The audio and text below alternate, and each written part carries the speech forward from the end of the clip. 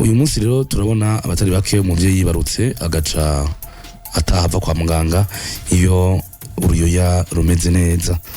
Uruyoya rero ubwo ruba rugifise kumbure ibituma rudafatwa nk'abandi bana. Muri ivyo rero harimo uruzogi navyo tukaba tuzi ko ari cyo caruhuza n'umuvyeyi bakata mu gutandukanya n'umuvyeyi muri ca gihimba duheruka kurangiza cyo kugabira. Aho hambere rero bace bakora uko bashoboye ngo uruzogi ntirutebe kuko umuvyeyi ataheza ngo asohoke hanze ngo agira haja uruzogi rudakorotse, maze rero bakarusenyerera. Mu kurusenyerera rero uruzogi ngo baba bashaka ruragare n'ingoga, kuragara ni kujya kuma maze rugateba rugakoroka. Umuvyeyi rero ashobore gusohoka. Baca basya rero amasyegege canke amavyimbeba agafukayo bakaza barakamemerako.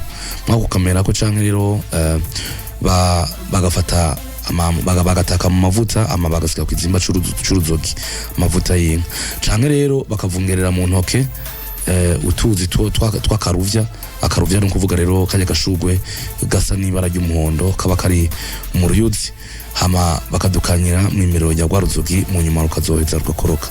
Uyu munsi naho abatari bake baraheze rero, kandi nuno munsi ho biracakogwa amaberebere y'umuvyeyi bakaja barakanyiramo, kuko uruzogi ni ikintu babifuza ko kidakoroka batabona, kuko ari majambo kumbura sho kumwa umuntu yarakorokewe bavuga ko kumbura rushobora gutuma haba ibindi bibazo nko kumwana ncane kuba n'abahungu rukorokeye ku gihimba cirondoka ciwe.